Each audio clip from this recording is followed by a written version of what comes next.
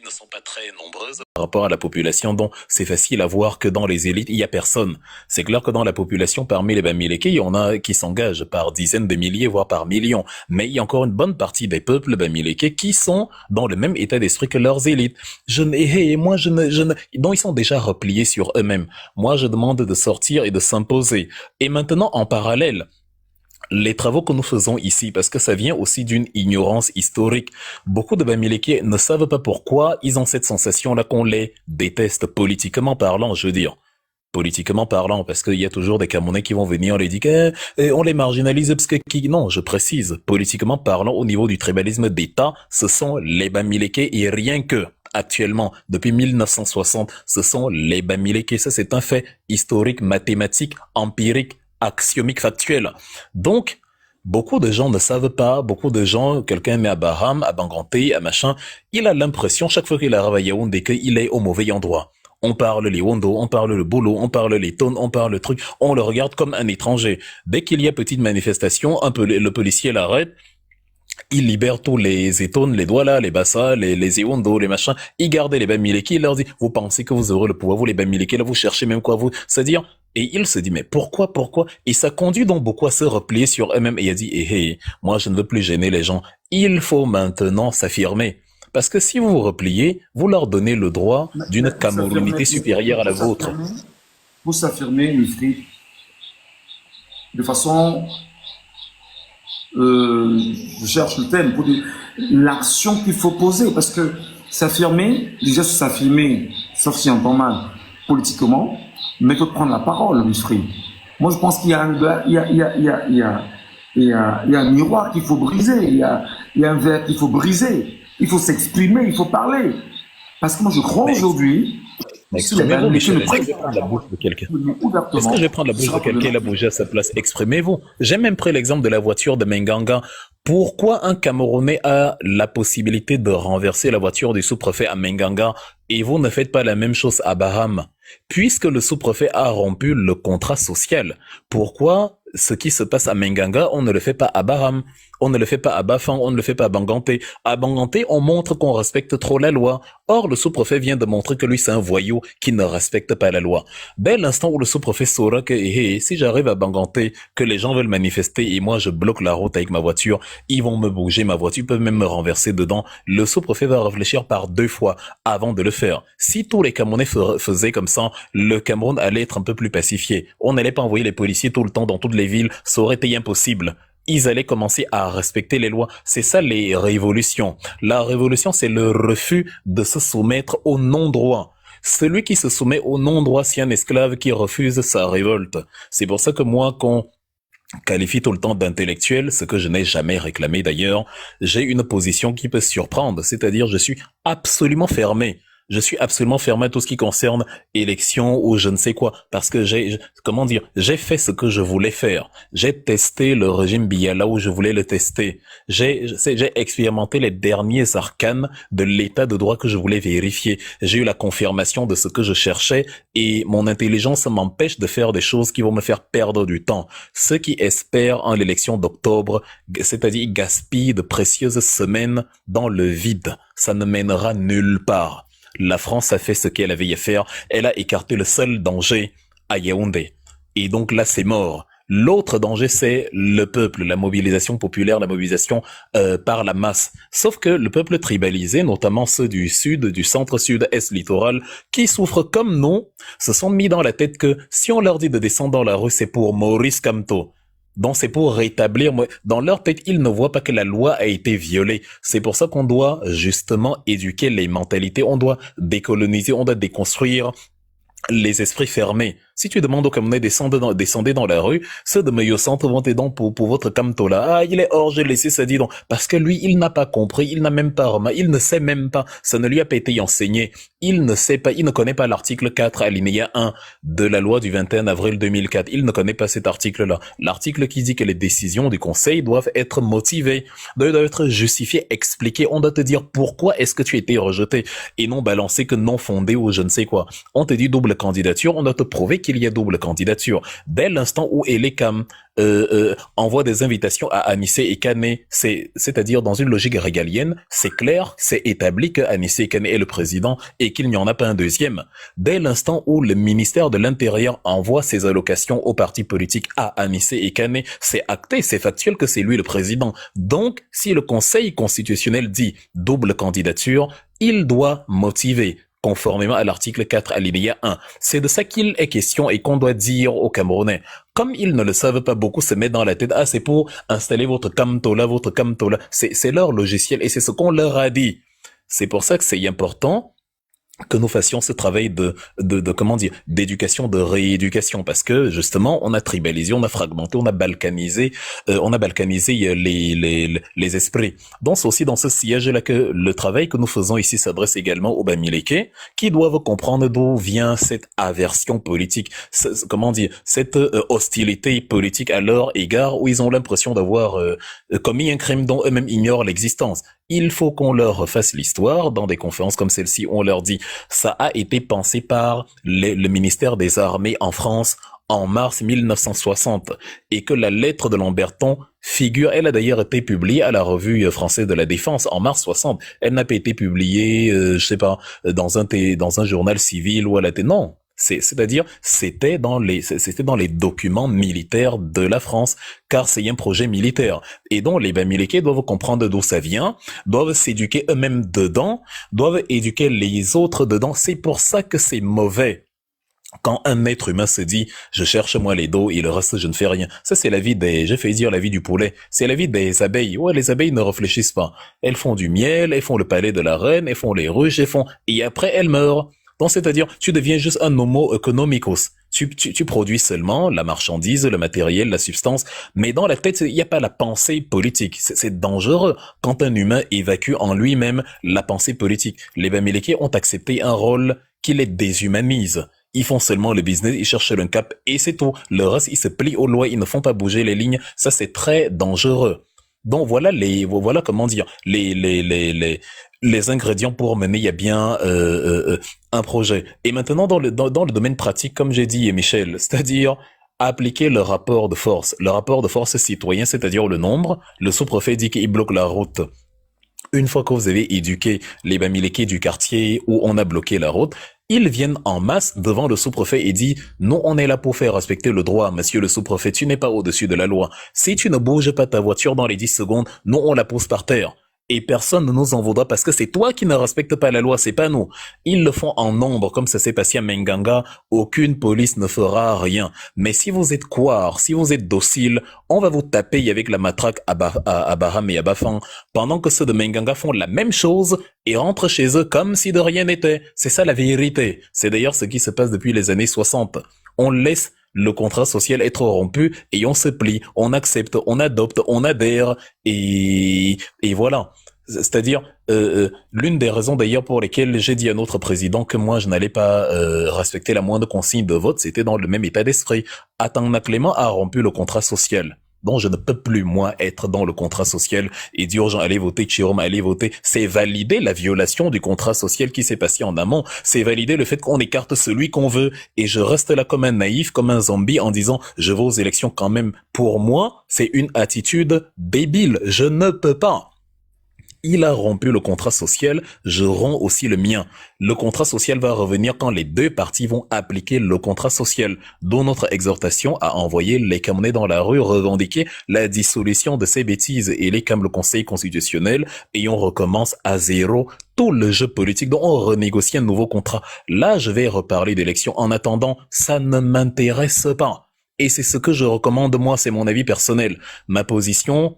Je sais pas, peut-être que le MRC prend une position différente de la mienne, mais je l'ai déjà assumé publiquement, ça ne me... Pas du tout. Je veux être en paix envers moi-même, même si c'est Dieu qui me disait de. Je lui dirais, Seigneur, toi-même tu as dit que heureux c'est à la rupture du contrat social. Donc voilà, Michel, 2 éléments pour finir, avant de revenir à d'autres questions que tu as me soulevées. Tu as dit tout à l'heure que quand tu demandais les fonds et tout, les gens t'appelaient mendiant et tout. Je profite pour donner 2 ingrédients indispensables à la révolution aux Camerounais qui m'écoutent. On est près de 400 et les Camerounais ne l'ont peut-être toujours pas remarqué. Comment dire, je veux déconstruire deux vérités ici, enfin deux vérités, deux pseudo-vérités ici. La première, c'est ce qui, je vais d'abord les énoncer et après je vais les expliquer. La première contre-vérité, c'est les Camerounais qui disent que la révolution c'est pas dans les livres, dis donc c'est sur le terrain. La deuxième, c'est ceux qui te disent que tu fais le mendiant, tu fais la manche, que tu mendis. Je vais commencer par le deuxième élément. Toute révolution se finance. Il n'y a jamais existé une révolution sans argent. L'argent est le nerf de toute guerre. Toute révolution se finance. Celui qui dit j'aime écouter Michel Ngacho, mais s'il commence à demander les dos là, je ne suis pas dedans. Je peux comprendre quand quelqu'un réfléchit à donner de l'argent à des personnes qui vont peut-être, je sais pas, les escroquer ou qui sont des pseudo-révolutionnaires. Mais si tu as du crédit, de la confiance envers quelqu'un et tu crois en sa révolution, il faut financer sa révolution. Même Maurice Kamto vous a demandé 6 milliards. Vous n'allez trouver dans le monde aucune révolution qui n'ait été réalisée sans argent. Même les révolutions financées par la CIA, comme la chute de Viktor Yanukovych en Ukraine en 2014, on a mis l'argent dedans pour manipuler les Ukrainiens. En bien comme en mal, on utilise l'argent. C'est de la naïveté et de l'ignorance en matière de révolution que de dire donc tu demandes déjà l'argent. La révolution a obligatoirement besoin d'argent. Si vous voyez un révolutionnaire devant vous qui parle et il n'a pas l'argent, sachez que la révolution n'aboutira pas. Si vous avez de l'argent, financez la révolution. Sinon, il va parler, vous allez aimer ce qu'il dit et tout, mais ça va rester aux paroles parce que la puissance matérielle n'y est pas. Toute révolution se finance. Celui qui n'a pas compris ça se perd son temps à lui-même. La deuxième vérité, c'est la lecture. Quand les gens disent la révolution, c'est pas dans les livres, c'est sur le terrain, viens ici sur le terrain, laisse les livres, laisse le blabla. Vous n'allez pas trouver un révolutionnaire qui ne lisait pas. Ho Chi Minh, le libérateur du Vietnam. Vous allez au Vietnam, qui était une colonie française comme le Cameroun, hein. C'est à l'époque ça s'appelait l'Indochine. On avait pris le Laos, le Cambodge, le Vietnam, on appelait ça l'Indochine. Et la France les avait divisés aussi, comme ils ont divisé les Bamileke. J'ai même parlé de ça tout à l'heure. Tu avais le Tonkin au nord, tu avais au milieu là Amman, et tu avais la Cochinchine au sud. Donc le Vietnam du Nord s'est libéré en premier. En 1945, le 2 septembre. C'est d'ailleurs pour ça que la fête d'indépendance du Vietnam, c'est le 2 septembre, parce que c'est le jour où Ho Chi Minh a libéré le Nord-Vietnam. Qui était dans Ho Chi Minh? C'est le père de la révolution du Vietnam, mais c'était c'était un intellectuel de haut rang. C'était à la fois un chef militaire et un intellectuel. Il a passé sa vie à voyager. Il a même d'ailleurs passé l'essentiel de sa vie hors du Vietnam. Ce qui nous disait, viens ici, on voit. Il y a une telle méconnaissance de l'histoire des révolutions, mais pas possible. Même celui qui a proclamé la République de Chine en 1912, Sun Yat-sen, il venait de l'extérieur. Donc, pour rester sur Ho Chi Minh, il a étudié tout ce qu'il pouvait trouver il a tout lu. Le marxisme, le léninisme, tout ce qu'il trouvait entre les mains, il lisait. Le trotskisme, tout. Il a appris le français, il parlait très bien. Il a appris l'anglais, il a vécu en France, aux États-Unis. Il est, outillé mentalement. Vous avez, je sais pas, le Che Guevara, qui a passé le temps à écrire ses carnets de voyage. Vous avez Thomas Sankara, qui a étudié le marxisme-léninisme comme pas possible. Il a passé son temps à lire, à écrire, à faire des discours. Il n'a fait que ça. Nelson Mandela lui-même, il vient du monde juridique. Il a beaucoup écrit. Il a pensé théoriser sa révolution. Mahatma Gandhi, pareil. Je ne sais pas quel révolutionnaire vous avez vu un jour qui ne lit pas. Je ne sais pas quelle révolution vous avez vu un jour qui ne se base pas sur une pensée préalable. Ça aussi, ça démontre l'ignorance des révolutions. Donc, une révolution sans lecture, sans pensée, sans base théorique, c'est le banditisme. Ça c'est la révolution Bangando. Je me lève, je vais dans la rue comme j'ai le couteau, la machette, je me mets à égorger des gens parce que voilà, ça c'est pas la révolution, c'est le banditisme. Ça c'est ça c'est Boko Haram, ça c'est les coupeurs de route. Un révolutionnaire a lu. Un révolutionnaire lit beaucoup. Même quand il a l'arme dans la main droite, il a le livre dans la main gauche. Ça lui permet de garder le cap. Monsieur Wangé était, pour venir donc au Cameroun, un enseignant. Il a lu, il a passé le temps à lire. Il s'exprimait très bien. Regardez ses interviews quand il était à Paris. Qui était Monsieur Osende Yafana. Il est mort dans le maquis comme un chef militaire, mais c'est un docteur en économie.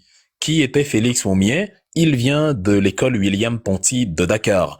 Qui était Oumniobé? Lui, il a travaillé même aux finances, donc c'est quelqu'un qui maîtrise les rouages du monde de la finance. C'est lui, il a travaillé, il était dans la syndicale, l'Union des syndicats confédérés du Cameroun, avant que l'UPC ne soit créé quelques années après. C'est lui qu'on a dit, c'est à lui à qui on a dit, va nous porter notre message à l'ONU, tu es l'homme podol, car il savait s'exprimer. Donc voilà les deux éléments que les Camerounais doivent comprendre aujourd'hui. Si vous voulez renverser Biya, il faut lire beaucoup, car la révolution, ça se pense, la révolution, ça se théorise, la révolution, ça se conceptualise, la révolution se nourrit des révolutions précédentes. 2, il faut injecter de l'argent dans la révolution. Parce que même Biya injecte de l'argent pour rester au pouvoir. Même Biya fait du lavage du cerveau à ses ouailles pour rester au pouvoir. Donc même lui, il intellectualise, mais dans le mauvais sens. Il abrutit ses concitoyens pour se maintenir. Et il les finance, il les manipule à coups d'argent. Vous aussi, vous devez financer votre contre-révolution et vous devez aussi amener les gens à réfléchir et à penser la révolution. Voilà ces deux ingrédients indispensables. La Bible ne fait pas, comment dire, la religion, la croyance en un sauveur ou je ne sais quoi ne fait pas partie de ces éléments-là. Si vous lisiez beaucoup, vous ne seriez pas là en train d'espérer les mots d'ordre de Maurice Kamto alors qu'il vous a déjà remboursé l'argent que vous aviez cotisé pour justement avoir des scrutateurs. Le message, il est clair. C'est-à-dire, mais la balle est dans votre camp. Qu'est-ce que vous voulez encore? Moi, Maurice Kamto, j'ai tout essayé. Je suis allé, j'ai fait, vous avez vu, j'ai épuisé tous les recours. Ces gens-ci m'ont montré que si ce n'est que le droit là, même quand j'ai raison, ils disent que j'ai tort. Donc il n'y a que vous, le peuple, pour renverser ce régime. Et ça doit être un peuple cultivé, mentalement cultivé, intellectuellement assis, un peuple qui lit au moins, quelqu'un doit lire au moins une page sur la révolution par jour, ou 3 pages par semaine. Quelqu'un doit avoir au moins une idée d'un révolutionnaire, qu'est-ce qu'il a fait, qui était Ernest Ouandié, qui était Félix Moumié, qui était Osside Afana, qui était tel. Ça permet de savoir ce qu'il y a à faire, ça permet de savoir où on va. Et ne cherchez pas à ce que les gens disent du bien de vous, car si vous lisiez les révolutions, les mêmes biaïstes qui aujourd'hui te citent Oumniobé en héros, te citent Félix Moumié et tout, mais à l'époque de Ernest Ouandié Oumniobé, est-ce que les gens les aimaient? On les insultait, on les traitait de terreaux, de gens qui veulent déstabiliser le Cameroun, on les traitait de tous les noms. C'est-à-dire, c'est l'histoire qui te réhabilite. C'est ce que Fidel Castro a dit quand on l'a arrêté. La historia me absolvera. L'histoire me donnera raison. L'histoire m'absoudra. C'est comme ça que ça fonctionne. On ne fait pas la révolution pour être aimé de ses contemporains. On fait la révolution pour être établi et immortalisé par l'histoire. Et évidemment, il y a des risques. Quand quelqu'un dit à Michel, ah, toi, voilà, tu es hors du pays, mais tu vas chasser Biya sans payer un prix. Bibo Nissak est en prison. Sylvain Soap a perdu la vie. Maurice Kamto est souvent en prison, souvent assigné à résidence, empêché de faire ses meetings, exclu de la campagne. Wilfried Ekanga est condamné à rester en diaspora. Tu ne peux pas mener une révolution sans avoir payé un prix. Tu ne peux pas avoir une femme dans ta chambre sans l'avoir un minimum draguée, sans avoir un minimum payé son restaurant, sans avoir un minimum montré un peu d'élégance venant de toi, sans avoir, en fait, tu n'obtiens rien en croisant les bras et ça vient te trouver jamais. Tout s'obtient par des sacrifices et le sacrifice est souvent proportionnel au résultat que l'on espère. Tu vas chasser une dictature de 43 ans qui n'est pas que Paul Biya, mais tout un système Biya. Et tu penses que ça se passera en claquant des doigts, sans injecter l'argent, sans un peu de lecture, sans un peu de sacrifice, sans un peu d'implication. C'est impossible. Donc, faut que les Camerounais sortent d'un rêve éveillé et mettent les mains dans le cambouis, comme on dit en France, planter les mains dans le compost et de la boue jusqu'au coude. Sinon, ça ne marchera pas. Absolument, Ludic. Mais vraiment, là, c'est une richesse incroyable, Wilfried. On est quand même dans une étape assez compliquée en ce moment parce que on a 43 jours, si mes souvenirs sont bons, pour cette soi-disant élection bizarre qui semble se dérouler au Cameroun. La révolution, effectivement, c'est le mot qui a été longuement prononcé ici. La rue également, il faut rappeler que la rue, comme le disait Maître Liscom, c'est le bureau de citoyens et du peuple. Pendant qu'on y est aujourd'hui, Wilfried, il y a quand même lieu de penser à cette élection. Il y a toute une communication autour, et d'ailleurs qui peut être vu comme un endormissement des Camerounais. qui semble plutôt s'oublier dans cet endormissement-là. On a des compatriotes camerounais qui sont dans la propagande incroyable en vous disant, ben non, on pense à X, Y, on peut faire tomber le régime en allant voter, s'ils volent, on sortira ce jour-là. Décidément, je veux comprendre, Wilfried. Quelle approche peut marcher aujourd'hui? Je ne sais pas si tu as eu au moins une fois une idée sur une approche qui pourrait bien sûr amener les Camerounais à une réelle révolution. Je ne parlerai pas d'approche militaire pour qu'on ne dise pas qu'on est dans l'insurrection et qu'on est dans tout ce qu'on connaît en termes d'accusation.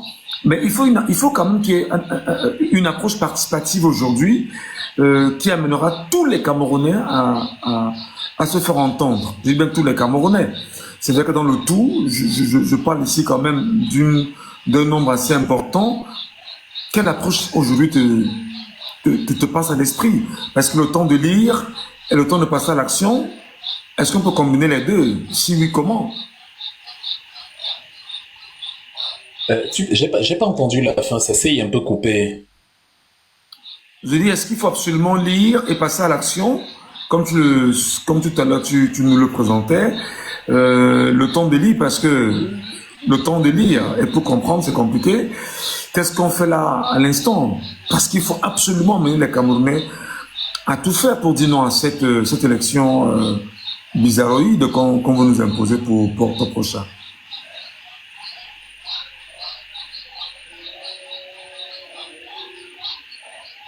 Alors, il faut que les Camerounais comprennent quelque chose, Michel. Il y a un scénario, peut-être parce que ça effraie les gens, ils occultent ce scénario-là. Il y a un cas de figure qu'il ne faut pas occulter du tout. Et ce cas de figure, c'est la continuité du régime Biya. Il faut que les Camerounais se disent, ce n'est pas que oui, mais on n'est pas prêt pour faire ci, on n'est pas prêt. Il faut que les Camerounais sachent que s'ils ne sont pas prêts à faire certaines choses, le régime Biya se perpétuera. C'est-à-dire, ce n'est pas ce n'est pas facultatif, ce n'est pas quelque chose qui va mourir avec le temps. Ce n'est pas quelque chose le régime Biya fera un demi-siècle supplémentaire si l'énergie qu'il faut n'est pas déployée, si les sacrifices qu'il faut ne sont pas déployés. Alors, comment faut-il mener la révolution actuellement? Michel, je l'ai situé, il y a deux échelles. La première échelle, elle est même plus facile. Malheureusement, elle est en même temps très difficile parce que on n'est pas tous dans le même état d'esprit. La première échelle concerne les candidats actuels. Ils sont 11, apparemment. Si les 11 candidats décident de renoncer, tout à l'heure je t'ai dit, la rupture du contrat social donne la légitimité de rompre à ton tour le contrat social. On a 11 personnes qui croient en l'élection après ce qui vient de se passer au Conseil constitutionnel. C'est absurde. L'histoire va se moquer de, je te le dis déjà aujourd'hui.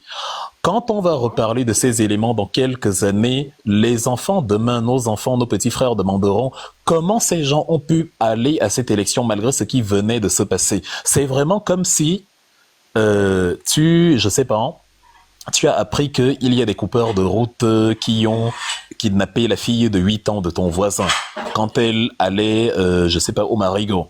On l'a kidnappée. Et toi, tu prends carrément ta fille de 6 ans et tu lui dis, vas-y, au même Marigot. Hein. Donc, on a le Conseil constitutionnel d'Atangna Clément qui, aidé par les conseillers de la DGSE, a désactivé la joie des MRCistes en invalidant frauduleusement la candidature de Maurice Kamto alors qu'elle ne souffrait de rien du tout. Ce qui était, et tout le monde est d'accord là-dessus, la principale menace au pouvoir de Paul Biya. Normalement, le message est clair.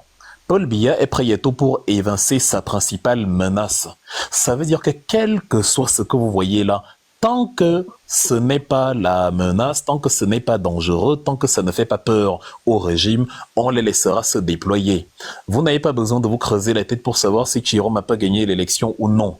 Dès l'instant où Chiroma, Bello Bouba ou je ne sais qui commenceront à subir le même musellement que Maurice Kamto, vous pourriez déduire que, ah ouais, ceci peut vraiment arracher le pouvoir de Biya.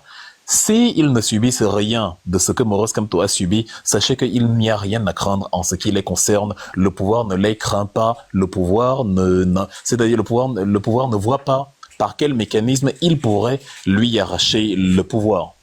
Donc, Les 11, comme on les appelle, apôtres, ça a l'air péjoratif, je ne fais que répéter ce que j'ai entendu. Les 11, ils sont allés, ils persistent à aller aux élections alors que justement on est dans une situation où le Conseil constitutionnel a montré que lui, même devant l'évidence, même si les caméras, même si les photographes, même si les chaînes de télé de la terre entière étaient connectées en live et montraient comment Maurice Kamto a remporté toutes les élections, étant donné que, article 4 alinéa 2 de la loi de 2004, les décisions du Conseil constitutionnel ne sont susceptibles d'aucun recours, Atangana Clément est tranquille. Vous pouvez faire ce que vous voulez, il dort dessus, il sait que il va simplement appliquer sa réforme et ça passera.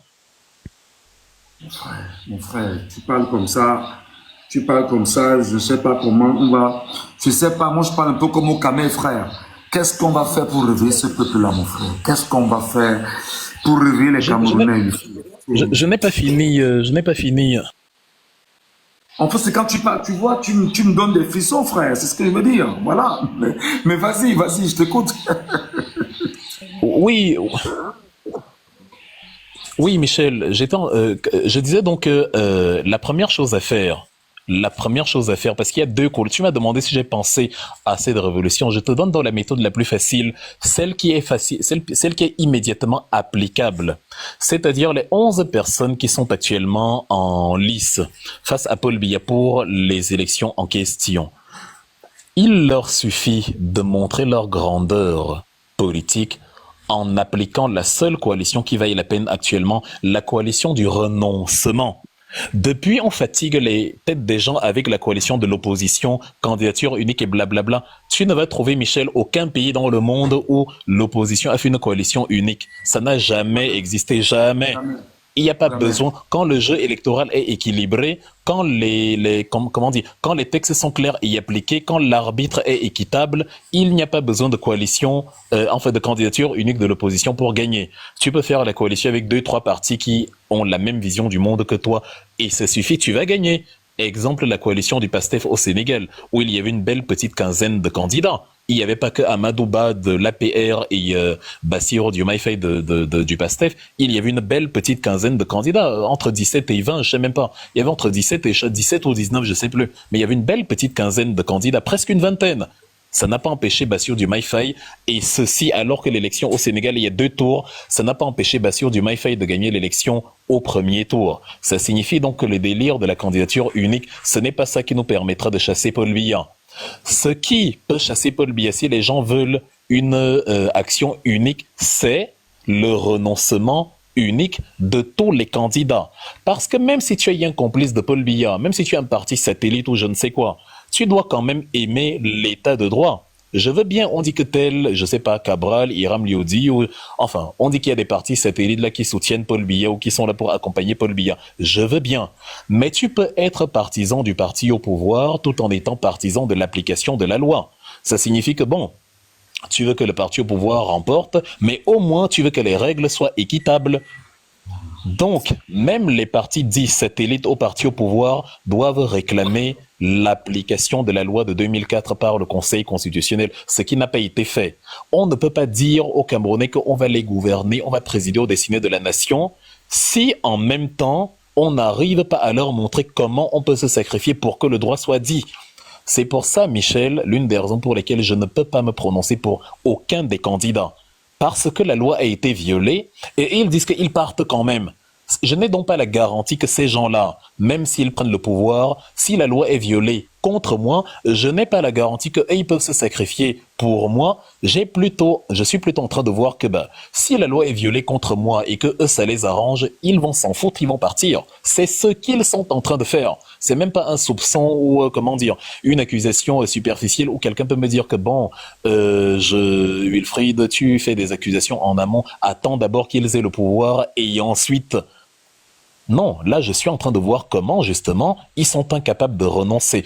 Or, s'ils renoncent, le tremblement de terre politique sera total, le séisme politique sera absolu parce que tout le monde va constater que, ah mince, donc il y a une violation de la loi de cet acabit à Yaoundé, tant et si bien que toute l'opposition a dit qu'elle ne part pas. Et Paul Biya tout seul à l'élection, ça ne peut pas. La pression internationale que vous cherchez...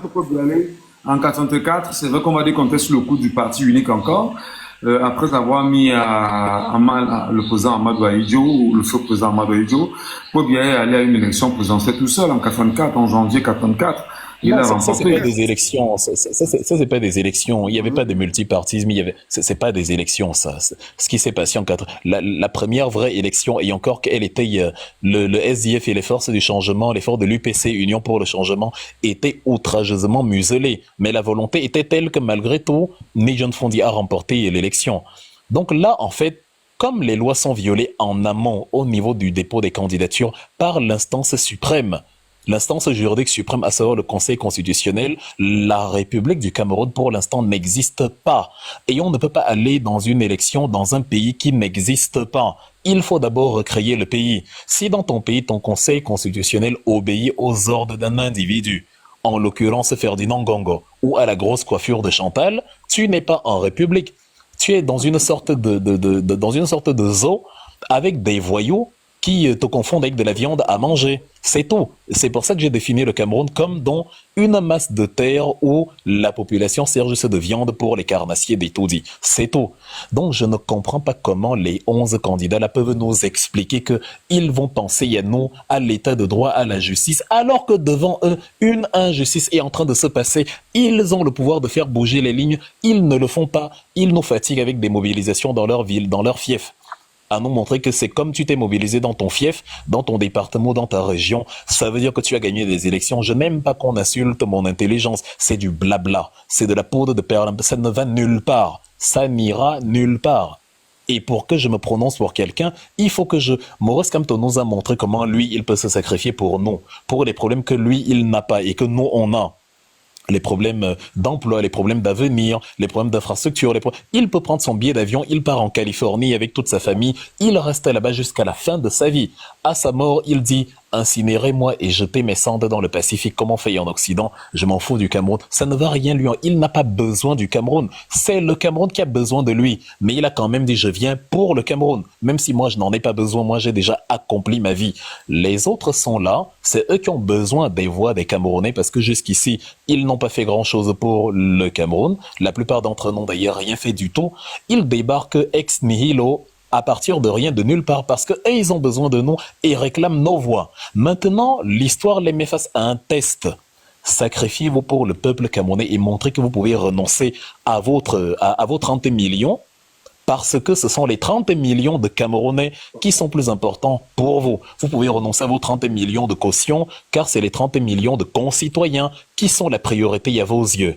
Et une fois que vous renoncez, vous établissez, vous faites un papier où vous dites à Paul Biya, nous exigeons le report de l'élection avant que et en amont le démantèlement du Conseil constitutionnel, le démantèlement des LECAM et la constitution d'un nouveau organe électoral avec des membres mixtes, des membres issus de tous les partis d'opposition dont la candidature à la présidentielle peut être valide et constituée de certains membres de la société civile dont l'impartialité et la probité morale a été vérifiée et constituée également de certains membres du clergé, si vous voulez. Ou peut-être pas, dans une logique de laïcité, mais bon, même à titre consultatif. Et nous réclamons la dissolution du Conseil constitutionnel sous les mêmes auspices. Voilà ce qui peut me faire croire à nouveau en une échéance électorale au Cameroun. Car en attendant, le Cameroun n'existe pas.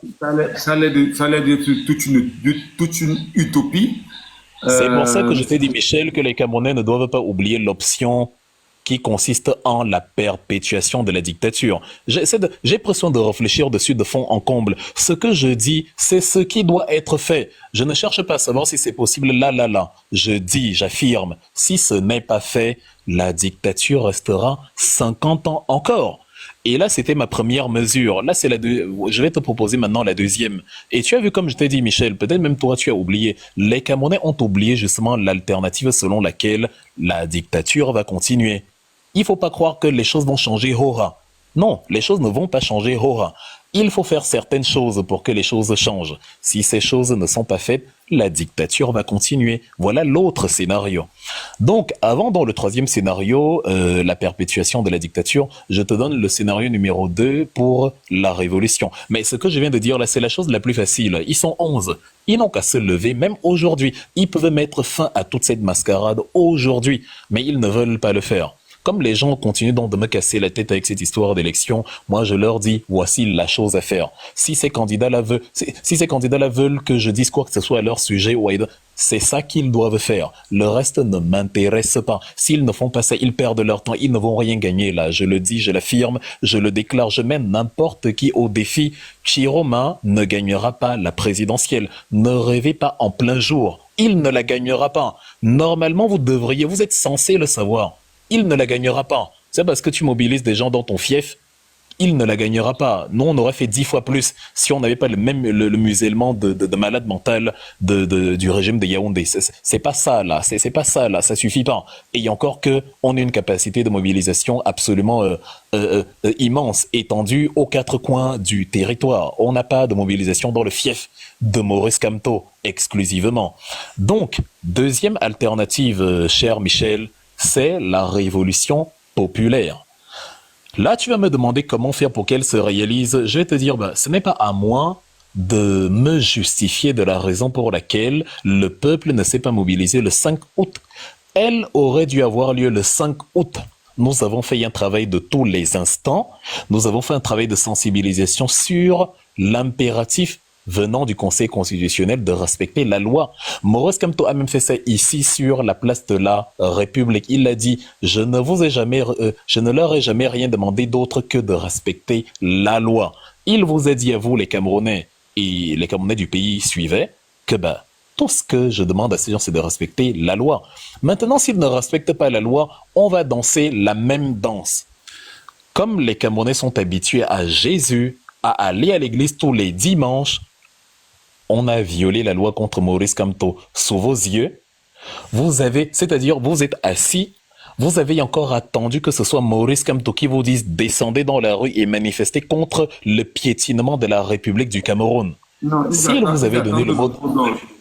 Oui, s'il vous avait dit ça, il aurait été arrêté, insurrection, tentative de déstabilisation, on l'aura mené en prison, vous serez là assis en disant que non, ça va, comme il est en prison, il a une grosse stratégie, ça va aller, il sait comment faire, il sait ce qu'il fait, parce que vous êtes dans la logique du Messie. La preuve, Maurice Kamto écarté, vous êtes allé sur l'autre Messie subitement, qui est devenu Chiroma.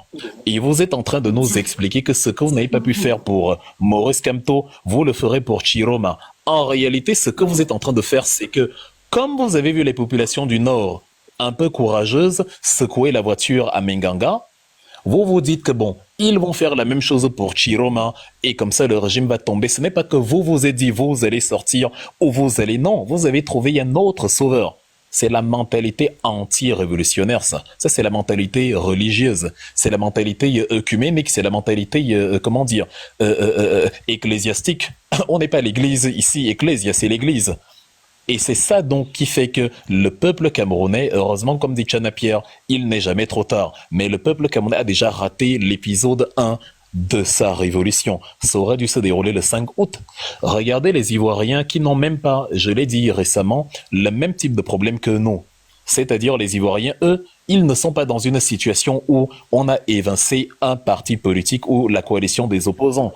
Chez eux, on a juste évincé des candidats, mais ils peuvent les remplacer à n'importe quel moment. Laurent Gbagbo, Tidjane Thiam, voilà, leurs partis sont encore en liste, donc ils peuvent facilement trouver, un peu comme le PASTEF, on avait évincé Ousmane Sonko, mais pas le PASTEF, donc on a trouvé Ibassio du Maïfay, c'est facile. Sinon, merci, on avait évincé Maurice Kamto, on serait actuellement en train de battre campagne pour Mamadou Mota, ça aurait été exactement la même chose. Mais pour moins que ça, les Ivoiriens sont allés dans la rue et ont dit à Ouattara, non, on veut la réhabilitation des noms qui ont été recalés. Et ils sont actuellement, même tout le monde a déposé les candidatures, on attend les validations. Donc ils sont pleins dans leur processus. Nous, on attend justement que quelqu'un vienne nous expliquer comment... Jésus, Mahomet et Bouddha, mon frère. Oui, c'est ça la mentalité coloniale. Jésus, Mahomet et Bouddha. Il faut qu'ils et c'est pour ça donc que je t'ai dit, Michel, que je n'ai aucun mal à dire aux Camerounais que si c'est utopie, si pour vous, ça n'a pas été suffisant pour descendre dans la rue, et qu'il faut encore que quelqu'un trouve une stratégie du tonnerre de Dieu, parce que le tribalisme dans lequel on vous a plongé vous a mis dans la tête que ceux qui vous demandent de respecter, ceux qui vous demandent d'exiger le respect de la loi de 2004 par Atangna Clément, ce sont plutôt des gens qui veulent réinstaller Kamto au pouvoir, mais Je vous renvoie à ce que Sankara disait. L'esclave qui n'assume pas sa révolte ne mérite pas que l'on s'apitoie sur son sort. La dictature continuera si les Camerounais ne descendent pas massivement dans la rue pour revendiquer le non-droit.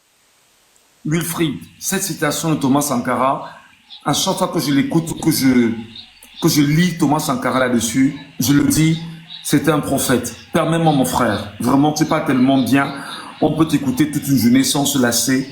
L'esclave qui n'est pas capable d'assumer sa révolte ne mérite pas que l'on s'apitoie sur son sort.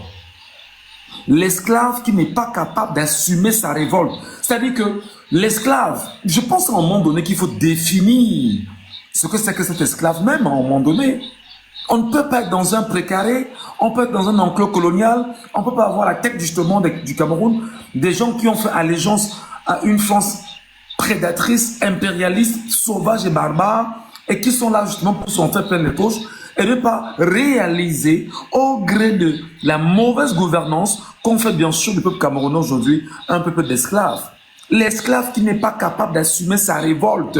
Pourquoi s'est révolté? Parce qu'on a piétiné la loi, parce qu'on t'avilit, parce qu'on te retire ce que tu es comme élément d'authenticité. Parce que des gens, les 4 5 août dernier, ont choisi de déchirer la loi fondamentale. C'est quoi la loi fondamentale? C'est la Constitution. Pourquoi la Constitution? La Constitution est en fait la loi qui permet à un État, à travers l'ensemble des hommes qui s'y trouvent, de décider justement de la trajectoire qui permettra de donner du droit, un certain droit à cet État-là. Et pour voter cette loi, c'est qui? C'est 40 millions d'êtres humains. C'est 40 millions de Camerounais ou 30 millions tout au moins. Je ne sais pas. C'est parce qu'en réalité, nous avions choisi d'avoir ce qu'on appelle les députés, les élus à l'Assemblée nationale et qui ont 2 missions fondamentales, c'est-à-dire voter les lois et contrôler l'action gouvernementale. En 2008, même comme ils l'ont fait au nom de Biya, ils ont voté la loi en 2008 au nom de Biya. Et ils ont contrôlé l'action gouvernementale de 2008 à 2025. Pendant qu'on y est, on essaie de voir ce que ça donne. Mais quand même, il faut dire aux Camerounais que l'esclave qui n'est pas capable d'assumer sa révolte ne mérite pas que l'on s'apitoie sur son sort. Comment peut-on regarder quelqu'un? Comment peut-on s'apitoyer sur le sort de quelqu'un qui est inconscient lui-même qu'il est malade en réalité? Comment est-ce qu'on peut avoir un problème, on est en handicap, on marche à peine, ou je sais pas, et quand ils te disent que mais mon frère, il te faut une béquille, peut-être même 2 ou 3 béquilles pour que tu puisses te sentir bien, tu dis ben non, tu as un problème. Non, mais tu as un problème. L'esclave qui n'est pas capable d'assumer sa révolte ne mérite pas que l'on s'apitoie sur son sort. Cet esclave répondra seul de son malheur s'il se fait des illusions sur la condescendance suspecte. Écoutez très bien, la condescendance suspecte d'un maître qui prétend la franchir. La condescendance suspecte d'un maître qui prétend la franchir. Seule la lutte libère. Wilfried, à chaque fois que je lis ça, je dis pour moi, Sankara était un prophète, sincèrement. Je voulais juste prendre cette parenthèse pour dire aux Camerounais, franchement, il faut se réveiller. Vraiment. Bloqué Diane Babibi. Je crois qu'elle a fait un commentaire là que vous n'avez pas compris. Quelqu'un l'a bloqué. Comme les modérateurs sont... Je pense qu'elle s'adressait à un billetiste et la modération a confondu.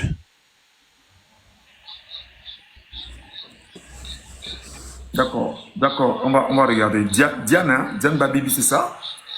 Diane Babibi, tu as parlé avec elle, je crois, avant-hier ou un truc comme ça.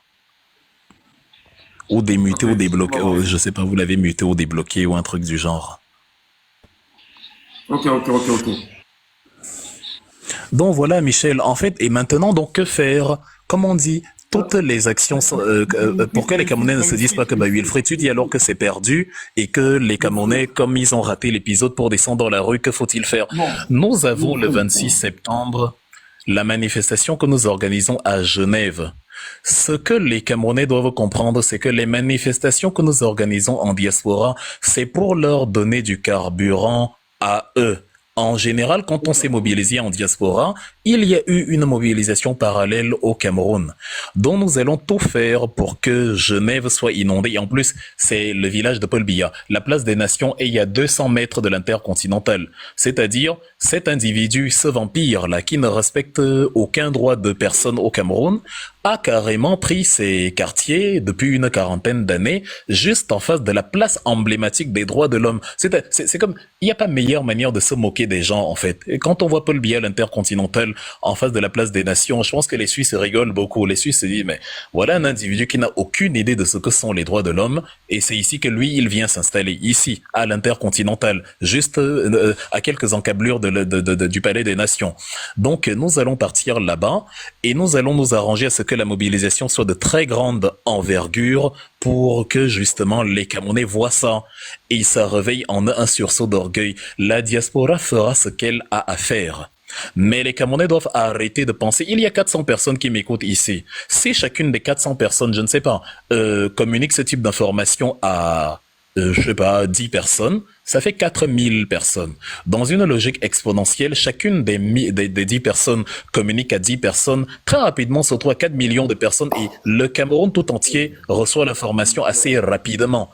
Ce n'est pas Maurice Kamto que nous essayons de réinstaller au pouvoir. Ce n'est pas ça. C'est l'état de droit qu'on veut qu'on respecte. Atangana Clément a piétiné l'état de droit. C'est eux-mêmes qui ont écrit la loi, là. Le Conseil constitutionnel qui avait été pensé par la Constitution du 18 janvier 96. Je pense que c'était un biaïste chevronné, Joseph Oona, qui conduisait les travaux, qui faisait partie des chefs de travaux pour la Constitution du 18 janvier 96. Donc c'est lui et son groupe de travail qui ont écrit les décisions du Conseil constitutionnel doivent être motivées, ou du moins, quand la loi spécifique a été mise sur pied en 2004, ce sont c'est le gouvernement Biya qui a mis article 4 alinéa 1, les décisions doivent être motivées. Et c'est donc les biaïstes, c'est Paul Biya lui-même qui a prévu que le Conseil constitutionnel ne peut pas s'assujettir aux desiderata d'un individu. Ça aussi, c'est dans l'article 5, alinéa 1 de la même loi de 2004. Le Conseil constitutionnel, ou du moins ses membres, doivent s'abstenir de toute situation qui compromet leur indépendance et leur intégrité. Voilà. Donc si, à partir du moment où le même Conseil constitutionnel piétine ces lois-là que je viens de citer et se met à obéir à Ngongo, à Chantal Biya, à la France, au service secret israélien, alors que le peuple camerounais attend simplement l'application de la loi, mais c'est que le Cameroun ne peut pas continuer. Ça doit d'abord s'arrêter là. On doit d'abord colmater la brèche qui a été ouverte et continuer à partir de là. Tu ne peux pas, ton pneu à crevaison, tu as une roue de secours et tu te dis non, j'arrive d'abord à destination et après, là, je vais changer la roue de secours. Qu'est-ce qui te fait croire que tu vas arriver à destination? C'est maintenant qu'il faut mettre la roue de secours avant de continuer. Donc, nous, on va faire notre manifestation du 26 septembre et vous êtes conviés justement, d'ici, il y a 26 jours, à enregistrer déjà dans votre tête que ça aurait été n'importe qui que nous ferions la même chose. Il faut que le droit soit appliqué. Maurice Kamto était celui qui avait 90% de chances de taper Paul Biya. C'est pour ça qu'il a été rejeté. Et quand tu sais que l'opposant principal, la seule, même pour vous, les partis d'opposition, je suis désolé de dire ça crûment, vous le savez, et en fait, celui que Paul Biya craint, c'est pas moi qui désigne Maurice Kamto comme le principal adversaire, c'est Paul Biya lui-même. Celui que Paul Biya craint, c'est Maurice Kamto. C'est de lui qu'on a parlé depuis. C'est lui dont on a empêché les actions, les meetings. C'est lui dont on a empêché de simples retours en diaspora. Les autres n'ont rien subi, rien du tout. Rien du tout. Ils font leur meeting, ils vont et viennent, ils rentrent, assignation à résidence, il n'y a pas musulman, ils peuvent parler dans leur langue, ils peuvent renverser les véhicules, ils peuvent brutaliser le sous-préfet, il ne leur arrive rien. Car au contraire, le pouvoir a besoin de pour une illusion de pluralisme. Le pouvoir a besoin de pour dire, regardez, il y avait des partis d'opposition, mais j'ai gagné. Vous êtes des figurants dans un script écrit d'avance. L'adversaire, le vrai adversaire, il a été évincé. Et c'était donc même pour vous, les soi-disant partis d'opposition, les autres, c'était pour vous le seul espoir de changement. Maurice Kamto, La coalition APC, c'est celle-là qui pouvait faire tomber Paul Biya. C'est celle-là qui avait aussi la puissance financière pour avoir les scrutateurs partout. C'est celle-là, c'était celle-là. C'est pour ça qu'elle a été, jetée à la poubelle par Paul Biya. Donc, comme le pouvoir a donc décidé unilatéralement de se maintenir, plutôt que de laisser le jeu équitable afin que une force d'opposition ait la possibilité de le renverser également, nous disons donc que le pouvoir, le pays ne peut pas continuer. La loi doit être appliquée. La loi sur le Conseil constitutionnel doit être respectée. Les deux lois, parce que c'est deux lois. La loi portant organisation et fonctionnement et la loi portant sur les statuts des membres du Conseil constitutionnel. Ces deux lois, elles datent du 21 avril 2004 et elles ont toutes leurs dispositions spécifiques. Il y a un Camerounais qui dit là que la neutralité du professeur fait des affaires de ce régime.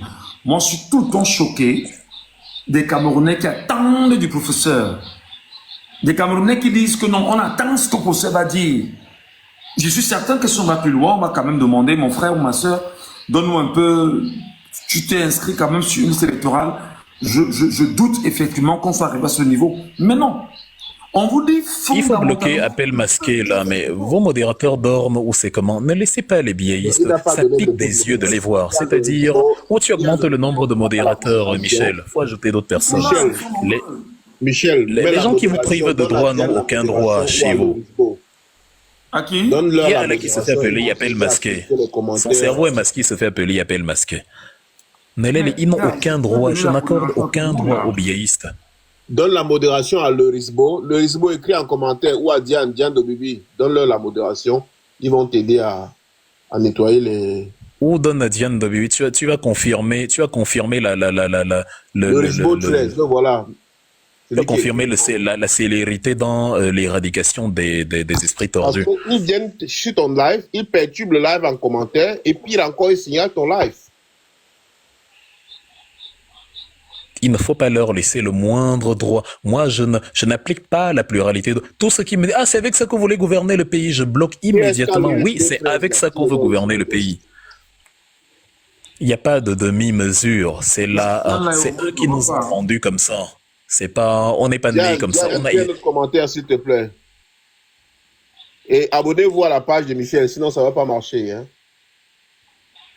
On a espéré en l'état de droit. On a tout fait. On a tout essayé. Voilà quelqu'un, ça ne le dérange même pas tout ce que je cite ici. Hein. Lui, vous n'êtes pas fatigué de vos conneries. Et ce sont des gens, mais je ne sais pas, j'y reviens toujours. Depuis, à partir de... Je ne savais pas que c'était comme ça. Ok, cool. Quand on devient, je ne savais pas que c'est la vision du monde là qu'on a quand on devient parent. Je vois le monde un peu différemment. Tu regardes ton enfant et tu te dis, mais est-ce que je peux encore me permettre de défendre le non-droit? Parce que dès l'instant où je défends le non-droit, quel que soit le domaine, ça peut s'appliquer sur mon propre fils, sur ma propre fille, sur mon propre enfant, ça peut s'appliquer sur ma progéniture. Donc je ne peux pas, en toute chose, même contre mes ennemis, je dois défendre l'état de droit. Et tu as quelqu'un, pendant qu'on est en train de dire que le Conseil constitutionnel a piétiné les lois de la République, lui, il nous dit, vous n'êtes pas fatigué de vos conneries. Pour lui, la connerie, c'est la revendication de l'application d'une loi que eux-mêmes ont élaborée. Et c'est avec ces gens-là que vous voulez débattre. Et c'est avec ces gens-là que vous pensez que vous irez aux élections et qu'ils vont vous écouter. Il faut des millions de Camerounais dans la rue pour renverser ce régime. Il n'y a pas de raccourci. C'est-à-dire, réveillez-vous un peu, les Camerounais. Tout ce qui vous fait espérer en l'élection, c'est que vous refusez de regarder la réalité en face. La solution n'est pas l'élection, la solution n'est pas le 12 octobre. Vous mentez à vous-même. Je suis assez lucide pour avoir moi aussi réfléchi. Est-ce que le 12 octobre, la solution n'est pas du tout le 12 octobre? C'est-à-dire, je le saurais. Je ne suis pas l'unité de mesure de rationalité, mais je le saurais si la solution était le 12 octobre. Mais ce n'est pas le 12 octobre. Vous avez des gens ils se foutent pas mal de l'état de droit. L'objectif, c'est que Paul Biya reste au pouvoir. Point final.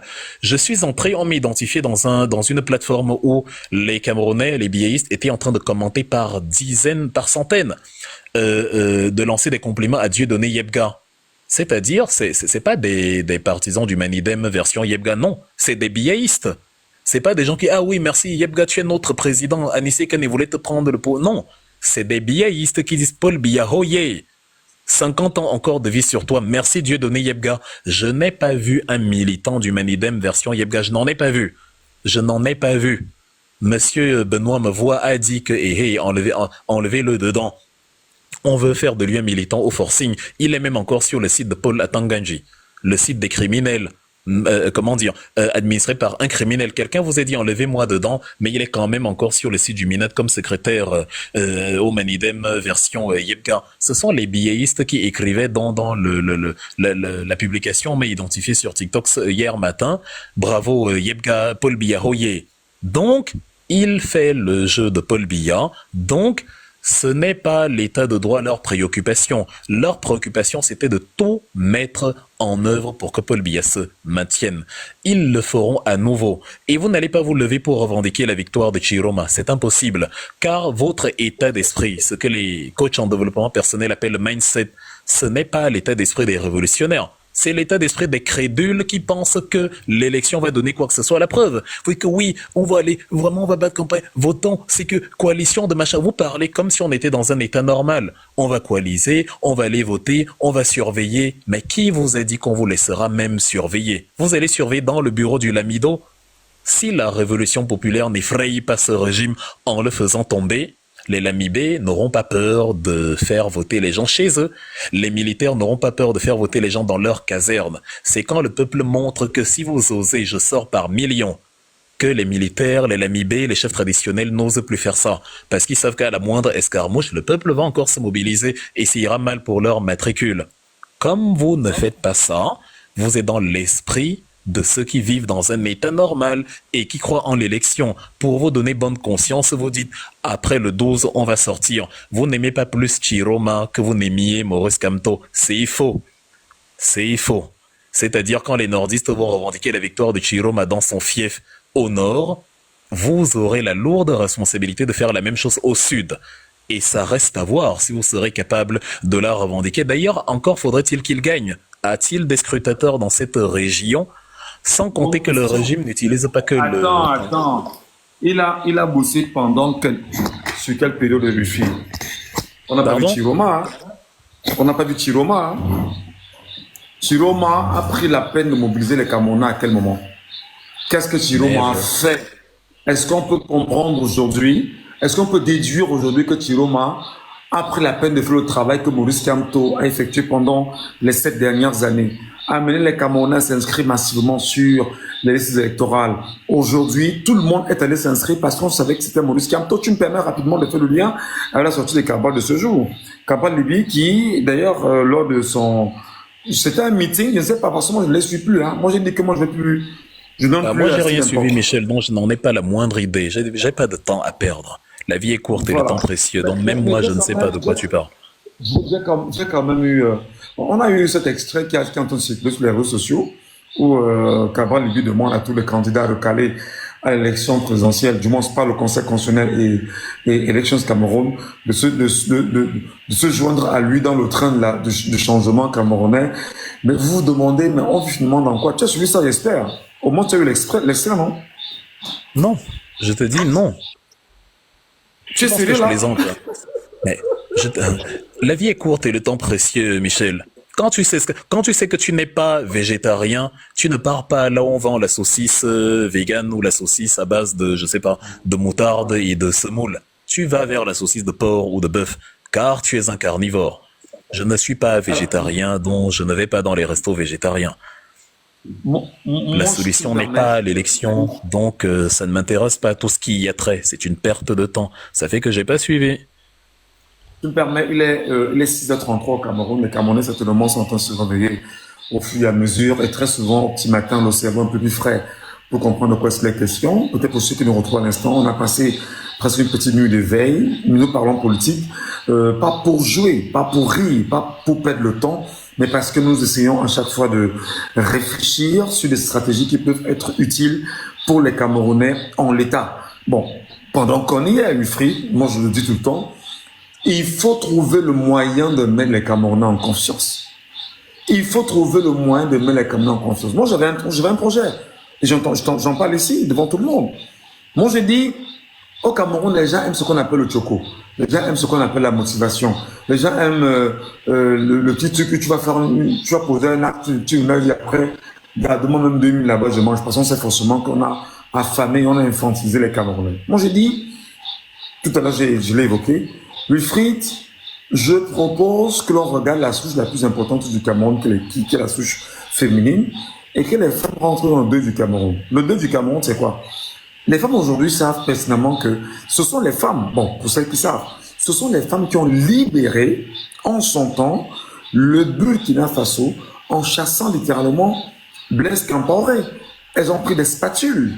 Elles sont allées devant la présidence pendant des jours pour demander à Compaoré de partir parce que leur mari ne parvenait plus à leur faire l'amour, leur mari ne parvenait plus à rationner à la maison, leur mari ne parvenait plus à jouer les deux bouts, etc., etc., etc. Est-ce qu'il ne faudrait pas aujourd'hui que nous, les hommes, à un moment donné, que nous soyons dans une action qui soit de nature à mettre mal à l'aise nos femmes à la maison, parce que le dire, c'est pas que je veux qu'on mette mal à l'aise ma soeur, ma grande soeur, ma petite soeur ou ma mère, je dis n'importe quoi. Mais à un moment donné, est-ce qu'il ne faudrait pas que les hommes se mettent dans cette mouvance-là? Je m'explique.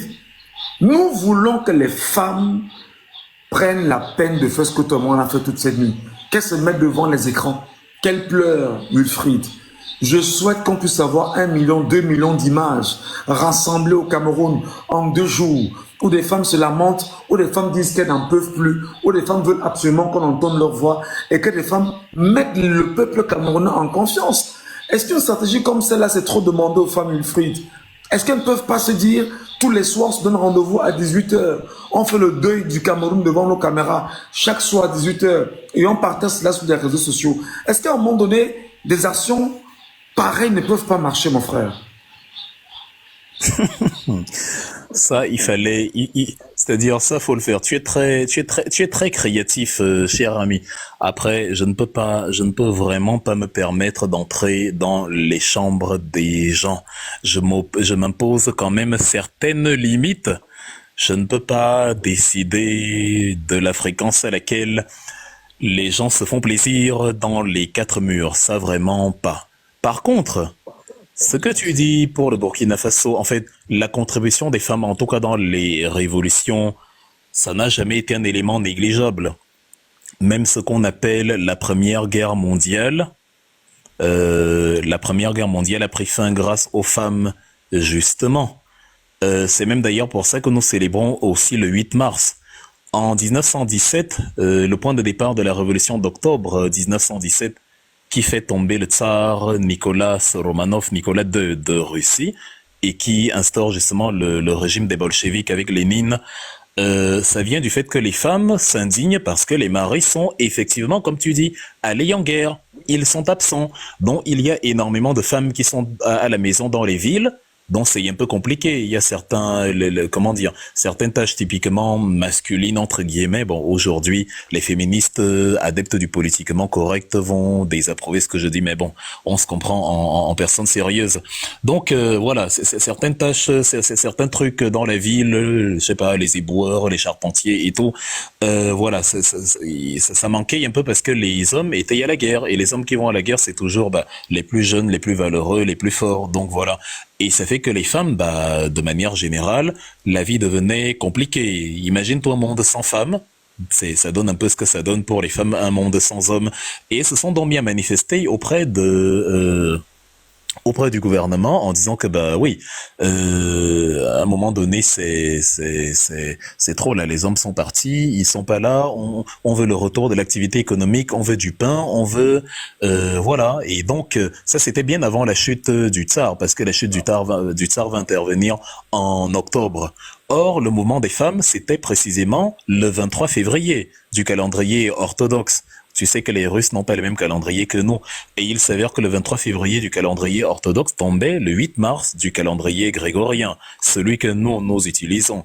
C'est donc quelque temps après sa prise de pouvoir en 1921 que Lénine, Vladimir Ilyich alias Lénine, décide d'en faire une journée commémorative pour justement la force que les femmes ont eue d'impulser la révolution en réclamant le retour de l'ordre normal à partir de la Russie, justement. Et de fil en aiguille, les Nations Unies ont repris le jour du 8 mars au début des années 70. C'est ce jour-là que nous avons encore gardé aujourd'hui. Donc le 8 mars n'est plus une journée décidée par les hommes pour faire plaisir aux femmes, mais ça a été précisément une journée impulsée par les femmes. Ce fameux 23 février du calendrier orthodoxe. Donc oui, je suis d'accord avec l'idée selon laquelle les femmes doivent avoir un rôle à jouer et contribuer. Maintenant, dans la matérialisation, est-ce que je suis prêt à aller dire aux hommes surtout que ça dépend du type de femme, hein. Il y a des femmes, il y a des hommes, tu as des femmes à la maison à qui tu vas dire, bah, ok, pendant un mois, pendant je ne sais quoi, on ne fait rien. Elle va te regarder, elle va te dire que, moi, je peux tenir 2 ans, hein, le perdon, si ce n'est que ça, vraiment, tu perds ton temps. Donc, qu'est-ce que tu veux que je te dise? C'est même encore plus facile si ce sont les hommes qui devaient sevrer les femmes. On sait que quelqu'un comme de Reyvaux, il peut pas tenir 2 jours. Ce serait attenter à sa vie. Donc, ça c'est, je peux pas entrer, je ne peux pas aller jusque là. Moi, je sais pas. J'exhorterais. Moi, je dis, les femmes doivent faire quelque chose. On ne peut oui, pas c'est ça que je dis.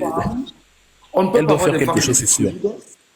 On peut avoir des femmes qui n'ont pour stress que des greffes brésiliennes, des pédicures, des manicures, avec des griffes, je comprends pas, qui n'ont pas de soucis. Moi, je dis, il faut que les femmes soient conscientes. Frère, moi, je parle comme au Cameroun, là. Hein. Vraiment, je sais que tu nous fais des analyses très, très, très pointilleuses. Tu ne peux pas mettre le frites. Que lorsque l'on sort le matin, au moment où je te parle, il y en a qui nous regardent, ils sont dans le métro, ils sont en train d'aller au boulot. Il y en a qui nous regardent forcément dans un bus, je sais pas trop, dans une voiture qui nous écoute. Mon frère, tu vas charbonner, tu ramènes le petit pain le soir, tu vas te battre avec ton salaire mensuel de payer ton loyer, les charges d'électricité, d'eau, la popote à la maison, elle est malade, tu dois la soigner, tu t'occupes de ta belle famille, et pour prendre peut-être soin de toi, entre guillemets. Mais mon frère, si tu n'es pas là, il n'y a pas de carburant à la maison. Si tu n'es pas là, il n'y a pas d'énergie à la maison. Si tu n'es pas là, il n'y a pas de chaleur à la maison. Et on ne peut pas comprendre comment les femmes ne se rendent pas compte qu'en réalité, ce sont les hommes qu'il faut protéger là maintenant, et elles se contentent à dire, chérie, ça ne va pas, il y a ce qui manque, il y a ce qui manque à la maison, il y a ça qui manque à la maison. Mais tu penses qu'on peut faire comment pour avoir mieux que ce que tu veux avoir? Il faut qu'on se batte ensemble. Elles sont quand même, on parle aujourd'hui de plus de 60% de la couche de la population camerounaise. On parle là bien sûr des femmes. Elles sont plus nombreuses que les hommes. Mais qu'est-ce qu'on fait pour mettre nos femmes, nos sœurs, nos épouses, nos mamans, nos petites sœurs, nos grandes-mères dans ce combat? Elles doivent avoir également un rôle à jouer. On ne peut pas rester longtemps comme ça. Hein? On a demandé ici les femmes, prenez les couvercles de marmite. Vous les battez chaque soir à 18 h. Non, on n'a entendu aucune d'entre elles. Personne n'a osé lever la voix.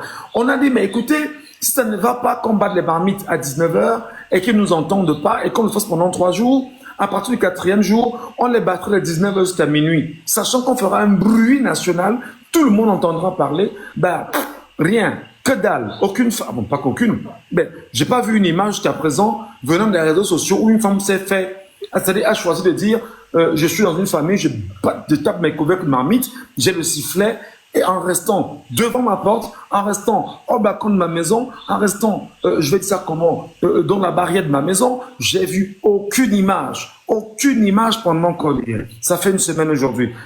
Entre-temps, on leur a dit, ben, si ça ne va pas, si nous entendons qu'au 4e ou au 5e jour, nous devons justement nous battre maintenant en faire une affaire intemporelle. C'est une révolution non violente, Wilfried. Je l'ai dit ici.